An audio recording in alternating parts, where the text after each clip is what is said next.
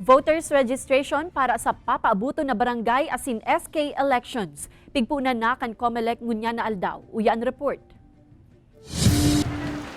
Dawa nag-uuran matyagang nagpila si Nanay Amalia para ibananan sa iyang aki na si Marinel para magparehistro como sarong botante para sa maabot na barangay and SK elections. 16 anyos pa sana si Marinel, asin ini ang primera bes na makakaboto siya como jovenes kan sa indang barangay. Magpaparehistro nitong bunso kong anak. Para sa butuhan ngayong December 5 sa SK. Kasi po ba?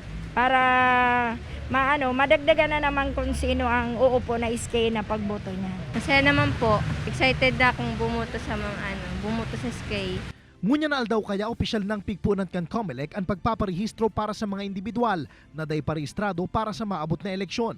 Madurar inihas na sa Hulyo 23.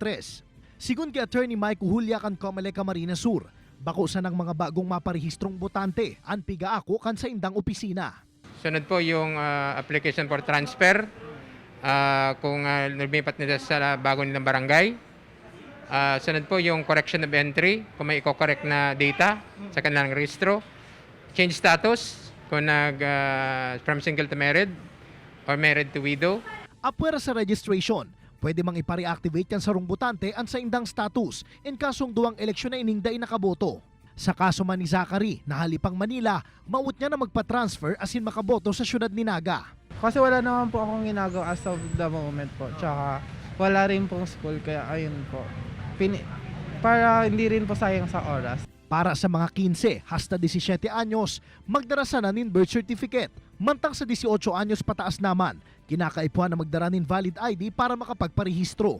Po ang pakiusap po natin, yung mga magre-registro, mas lalo na yung mga first time voter natin, mas maaga, mas maganda. Kasi expect po natin sa last week ng registration, medyo siksikan na Para sa mga maparehistro, bukas ang opisina kan COMELEC Lunes hasta Sabado, puna alas 8 nin aga, sagkod alas 5 nin hapon. Kaibanan si Gerald Gandia, Jesse Cruzat, Balitang Bicolandia.